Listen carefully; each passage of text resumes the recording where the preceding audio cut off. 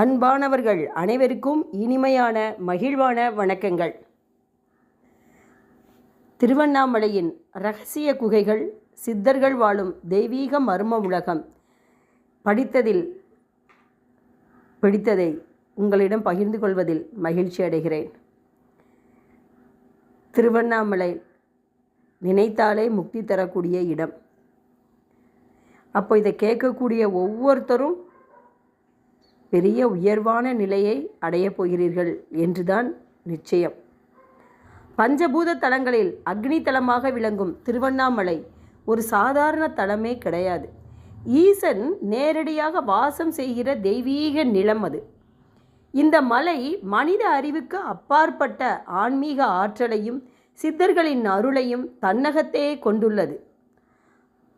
பலர் திருவண்ணாமலைக்கு சென்று அண்ணாமலையாரையும் உண்ணாமலையாரையும் தரிசித்து கிரிவலம் செய்து வழியில் உள்ள கோவில்கள், ஜீவ சமாதிகள், தீர்த்தங்கள் இவற்றை தரிசித்து திரும்பி வருகிறார்கள். ஆனால் இந்த கிரிவல பாதையில் பலருக்கும் தெரியாத இரகசிய குகைகள் மறைந்து கிடக்கின்றன.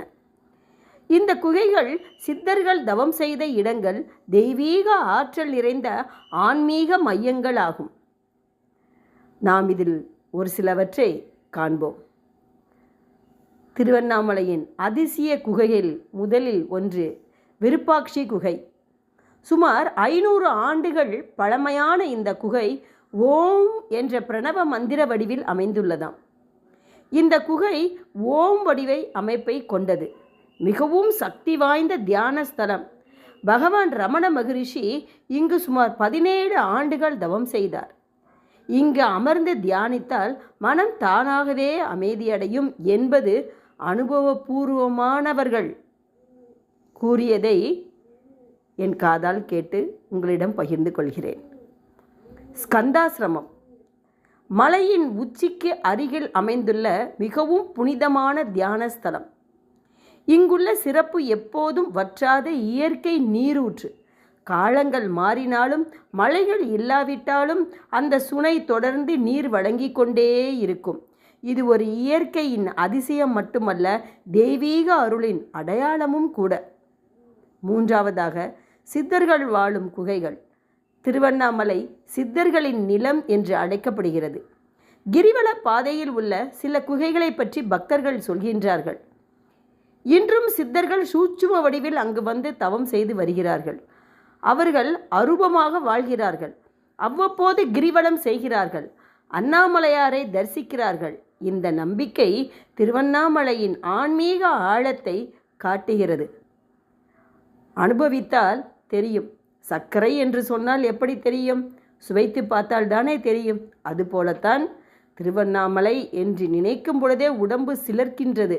ஆனால் நாம் போய் அனுபவிக்க வேண்டும். இந்த அனுபவத்தை அந்த ஈசனருளால் அனைவருக்கும் கிடைக்க வேண்டும். அடுத்தது நான்காவதாக மாமர குகை. ஒரு காலத்தில் இந்த இடம் அடர்ந்த மாமரங்கள் நிறைந்த காடாக இருந்ததாம். அதனால் இதற்கு மாமர குகை என்று பெயர். பகவான் ரமணர் இங்கும் தவம் செய்து உள்ளார். இங்குள்ள சிறப்பு, ஒரு சிறிய நீர் சுனை எப்போதுமே வற்றாமல் நீரை வழங்கி கொண்டு இருக்கிறது. இதனால் பக்தர்கள் இதை தாகம் தீர்க்கும் தியான ஸ்தலம் என்று அழைக்கிறார்கள். ஐந்தாவதாக நமசிவாய குகை. பலர் நூற்றாண்டுகளுக்கு முன்பு வாழ்ந்த குகை. நமசிவாயர் சித்தர் இங்கு தவம் செய்திருக்கிறார். இந்த குகையின் அதிசயம், இங்கு அமர்ந்து தியானித்தால் ஒரு விதமான தெய்வீக உஷ்ணத்தை உணரலாமாம். நமசிவாயர் சித்தர் நெருப்பாகவே ஆனார். அவரது ஆன்மீக சக்தியை இன்றும் அந்த உஷ்ணமாக வெளிப்படுகிறதாம். இந்த 5 குகைகள் மட்டுமல்ல, திருவண்ணாமலையில் இன்னும் ஏராளமான குகைகள் உள்ளன. இன்று பகவான் நமக்கு அருளியது என் கண்ணில் தெட்டுப்பட்டது 5 குகைகள்.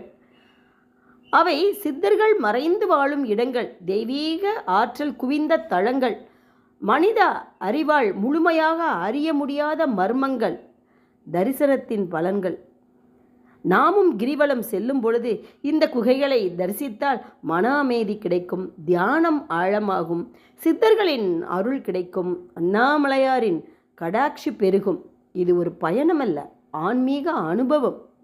மலை என்பது கல்லல்ல, அது தெய்வத்தின் வடிவம்.